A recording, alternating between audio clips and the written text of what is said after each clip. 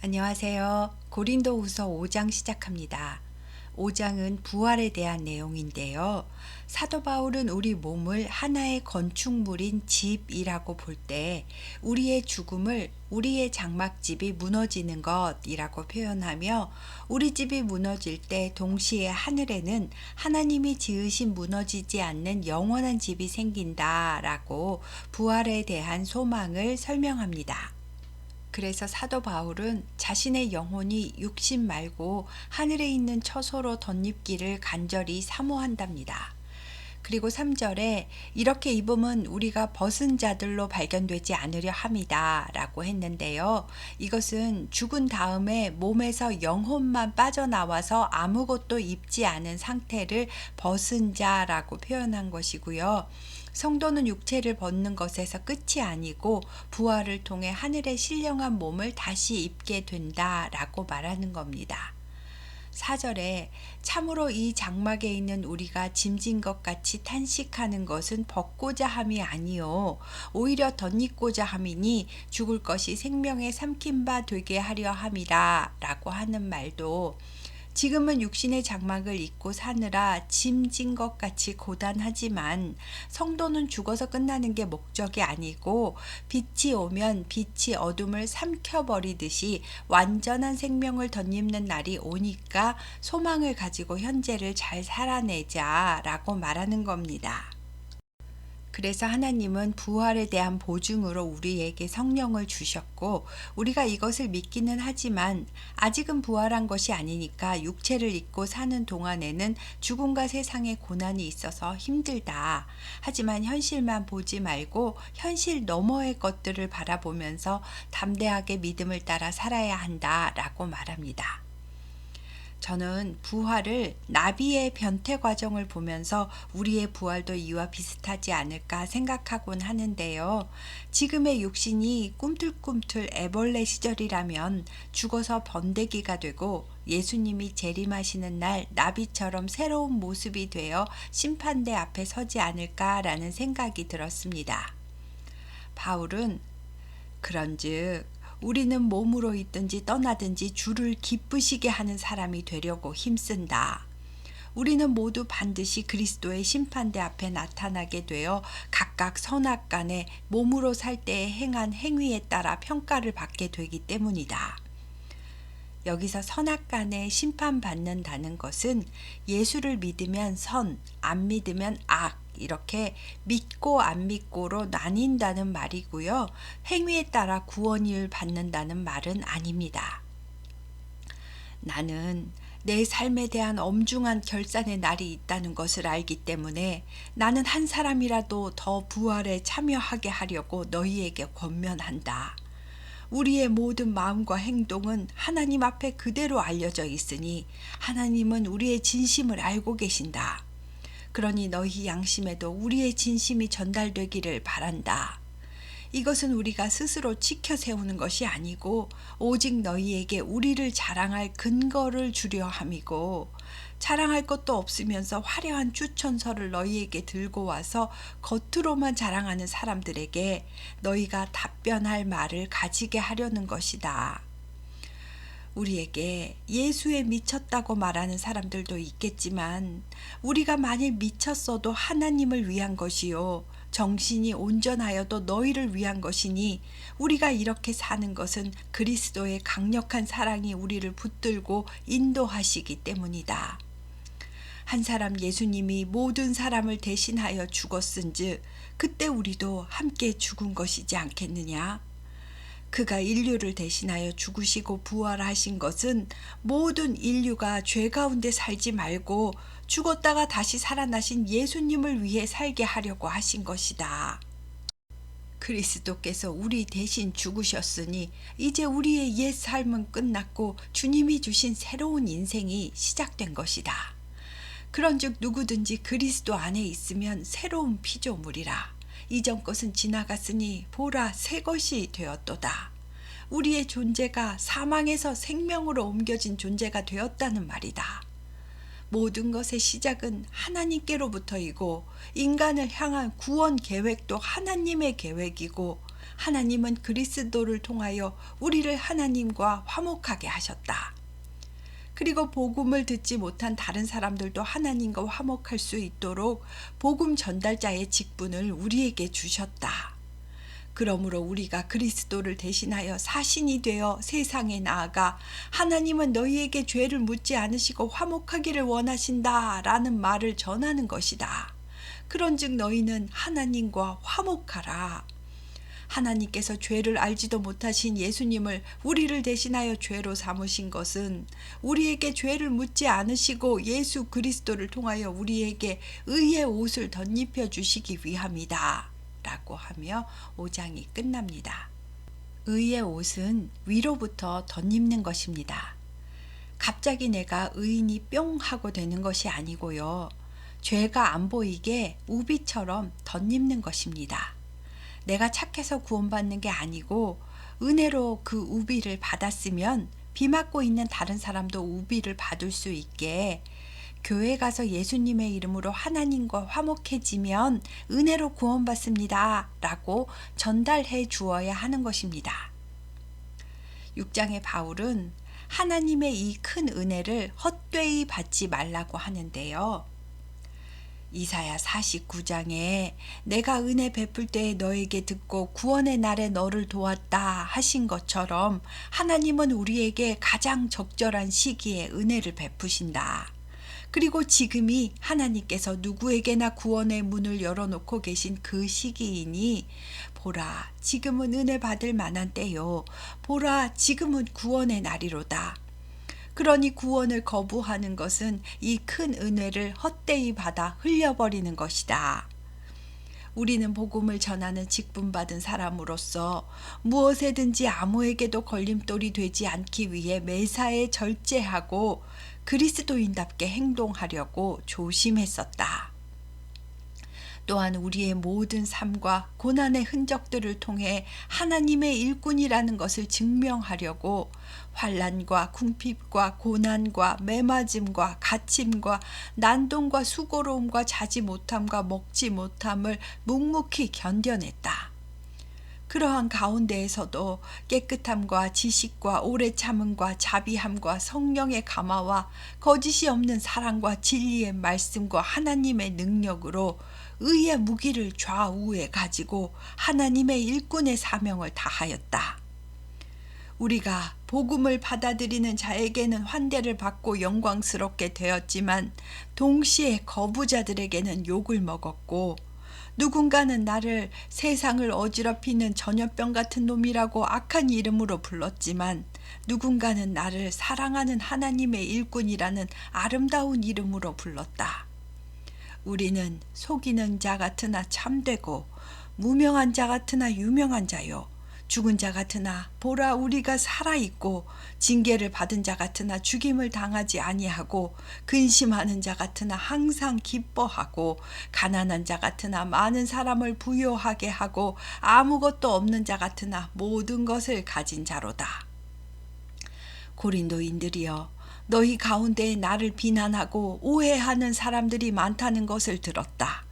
그러나 우리는 너희를 향하여 우리의 입을 열어 모든 것을 진심으로 말하였고 비난과 오해까지도 다 품을 수 있도록 우리는 우리의 마음 그릇을 넓게 하였다. 문제는 우리의 마음은 열려 있는데 너희들의 심정이 좁아진 것이다.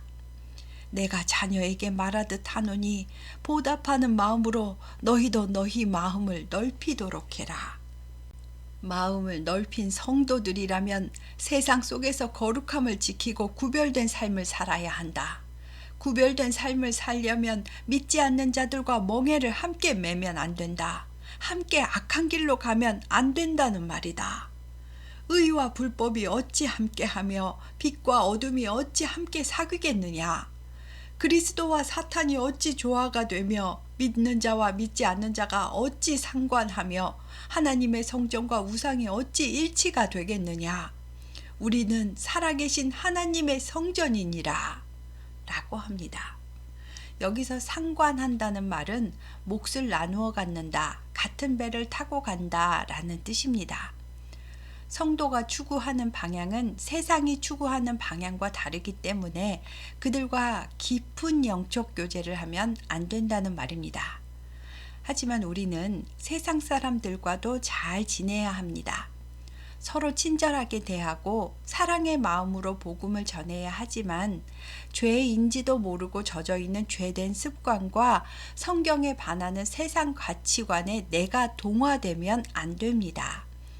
같이 세상 가치관에 젖어 있으면 신앙의 정체성은 잃어버리게 되기 때문입니다. 바울은 레위기에도 에스겔에도 나온 성경 말씀을 인용하여 이와 같이 하나님께서 이르시되 내가 그들 가운데 거하며 두루 행하며 나는 그들의 하나님이 되고 그들은 나의 백성이 되리라. 그러므로 너희는 그들 중에서 나와서 따로 있고 부정한 것을 만지지 말라. 내가 너희를 영접하여 너희에게 아버지가 되고 너희는 내게 자녀가 되리라. 라고 하셨으니 이것은 나의 말이 아니고 전능하신 주님의 말씀이니라 하며 6장이 끝납니다. 그리고 7장에 이어서 그런즉 사랑하는 자들아 이 약속을 가진 우리는 하나님을 두려워하는 경외한 가운데 거룩함을 온전히 이루어 육과 영의 온갖 더러운 것에서 우리 자신을 깨끗하게 하자. 너희는 우리에 대한 오해를 풀고 마음그릇을 넓혀 진심으로 우리를 영접하기를 바란다. 우리는 아무에게도 불법적인 불의를 행하지 않았으며 영적으로나 인격적으로도 아무도 해롭게 한 적이 없다. 또 금전적으로도 아무에게도 속여 빼앗은 일이 없지 않느냐. 바울이 사기꾼이라고 말하는 사람들의 말에 현혹되지 말고 분별했으면 좋겠다. 내가 이 말을 하는 것은 정죄하려고 하는 것이 아니라 이전에도 내가 말했던 것처럼 나는 너희를 늘 생각하고 있고 사나 죽으나 너희와 함께 하기 위함이다. 나는 너희를 크게 신뢰하고 또 자랑할 것도 많다. 나는 우리의 모든 환난 가운데도 너희로 인하여 위로를 받았고 온갖 어려움을 당하면서도 기쁨이 넘치고 있다. 우리가 마게도냐에 이르렀을 때에 우리 육체는 피로했고 질병 가운데 있었으며 사방으로 환난을 당해서 밖으로는 복음을 반대하는 세력들의 공격으로 힘들었고 안으로는 너희 고린도 교회 성도들이 나의 편지로 인해 상처받고 실족했을까봐 나는 심적으로 불안하고 두려웠었다. 그러나 낙심한 자들을 위로하시는 하나님이 디도를 통하여 고린도 교회 성도들이 디도를 환대하고 나의 편지의 말을 수용했다는 소식을 가져오게 하셔서 나는 큰 위로를 받았다. 그것뿐 아니라 너희의 사모함과 애통함과 나를 위하여 열심히 있다는 것을 디도가 우리에게 보고함으로 나는 더더욱 기뻐하였느니라. 그러므로 내가 전에 편지로 너희를 근심하게 한 것을 후회하였으나 지금은 후회하지 않는다. 그 편지가 너희 마음을 잠시 아프게 했었지만 너희가 그 근심함으로 회개했기 때문이다. 하나님의 뜻대로 하는 근심은 아무런 해가 되지 않는다. 하나님의 뜻대로 하는 근심은 후회할 것이 없는 구원에 이르게 하는 회개를 이루는 것이요 세상 근심은 사망을 이루는 것이니라. 보라, 하나님의 뜻대로 하게 된 이 근심이 너희로 얼마나 간절하게 하며 얼마나 변증하게 하며 얼마나 분하게 하며 얼마나 두렵게 하며 얼마나 사모하게 하며 얼마나 열심 있게 하며 얼마나 벌하게 하였는가. 너희가 그 일에 대하여 일체 너희 자신의 깨끗함을 나타내었느니라 라고 했습니다. 세상 근심은 문제에 집착하거나 문제를 일으킨 사람을 정죄하거나 혹은 손해에 집착해서 결국은 사람이 피폐해지기 때문에 사망을 이룬다고 표현했고요. 하나님의 뜻대로 하게 된 근심은 자신의 잘못을 직면하고 고통스럽다라도 뉘우치고 돌아서기 때문에 생각과 행동이 변하고 결국에는 그 문제 앞에서 떳떳하고 깨끗해진다라고 표현한 것입니다. 그래서 바울이 내가 지금 고린도 후서를 쓰는 것은 불의를 행한 사람들을 위해서 쓰는 게 아니고 그에게 현혹되었던 피해자를 위해서 쓰는 것도 아니고 하나님 앞에서 너희의 열심을 너희에게 알려주기 위함이다. 너희로 말미암아 우리가 위로를 받았고 디도가 기뻐하는 모습을 보고 우리도 더욱 많이 기뻐했다. 디도는 너희를 보고 와서 마음에 안심함을 얻었고 내가 예전에 너희를 자랑했던 것이 사실이었다는 것을 디도에게 증명하는 결과가 되었다.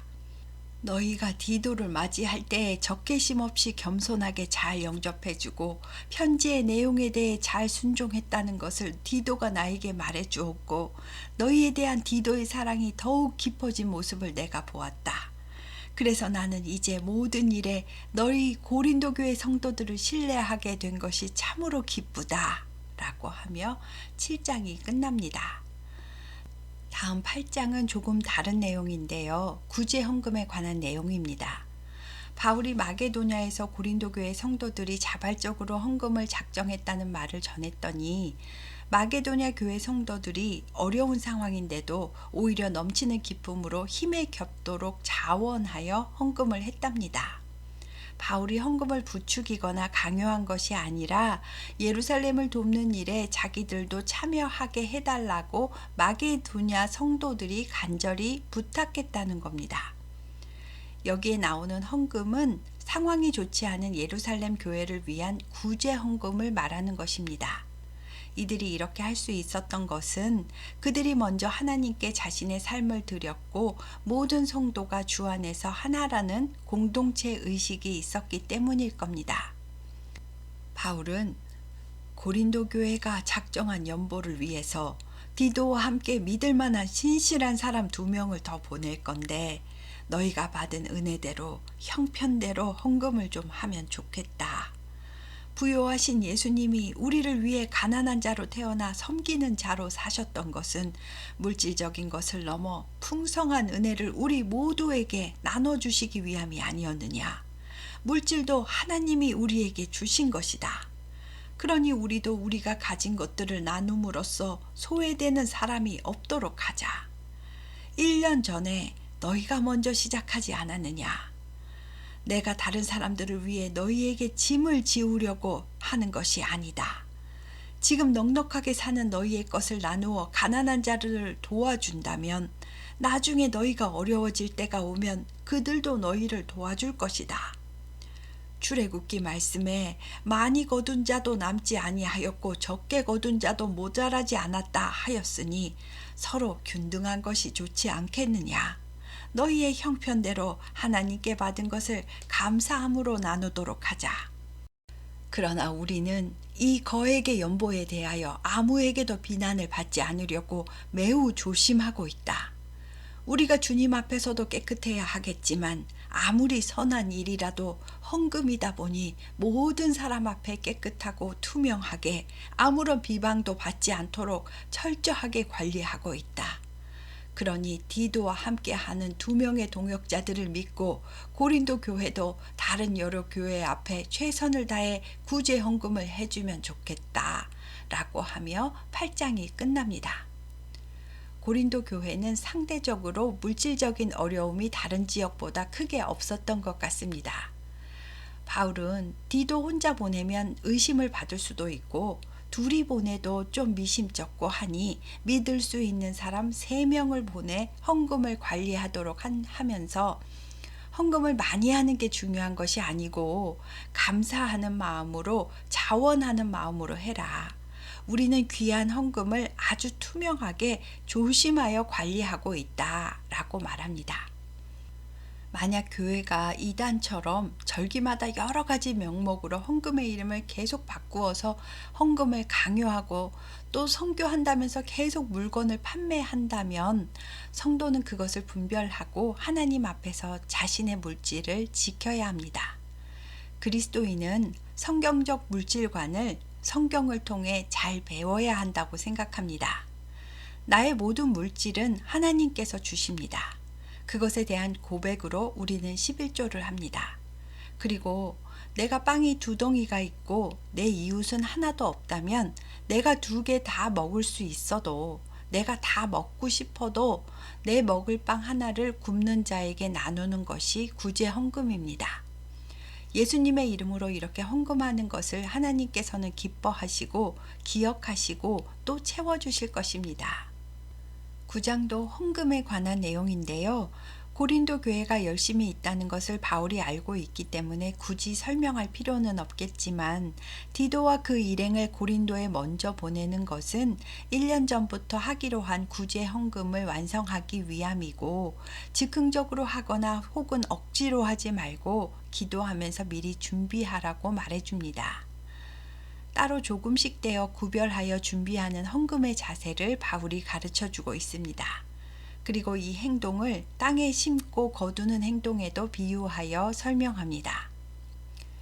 내가 마게도냐 교회에서도 고린도 교회의 열심을 자랑했더니 꽤 많은 사람들이 도전받는 모습을 보였다. 구제 헌금은 미리 준비하는 것이 중요하다. 왜냐하면 그래야 참 연보답고 하나님이 내게 주신 것에 대한 감사의 마음이 담겨 있기 때문이다. 적게 심는 자는 적게 거두고 많이 심는 자는 많이 거둔다는 말이 있지 않느냐. 각각 그 마음에 정한 대로 할 것이요 인색함으로나 억지로 하지는 말아라. 하나님은 즐겨내는 자를 사랑하시느니라. 하나님이 능히 모든 은혜를 너희에게 넘치게 하시나니 이는 너희로 모든 일에 항상 모든 것이 넉넉하여 모든 착한 일을 넘치게 하려 하심이라. 기록된 바 그가 흩어 가난한 자들에게 주었으니 그의 의가 영원토록 있느니라 함과 같으니라 라고 말했습니다. 헌금을 즐거운 마음으로 감사하는 마음으로 미리 구별하고 준비하면서 하나님 아버지 저에게 나눌 수 있는 은혜를 허락하시니 감사합니다. 주께서 주신 것을 예수님의 이름으로 헌금합니다. 적은 것이라도 기쁘게 받아주시고 또 채워주세요 라고 기도하면서 헌금하면 하나님께서 기쁘게 받으실 겁니다. 또 구제 헌금을 받는 사람들도 감사의 기도를 올리기 때문에 그 은혜가 더욱 풍성해지고 하나님께서는 모든 것이 넉넉하도록 또 채워주실 거랍니다. 이렇게 하나님의 은혜가 선순환된다고 말해주면서 9장이 끝납니다. 한마디로 연보는 드리는 사람에게 더 복이 된다는 결론입니다. 오늘은 5장부터 9장까지 했습니다. 감사합니다.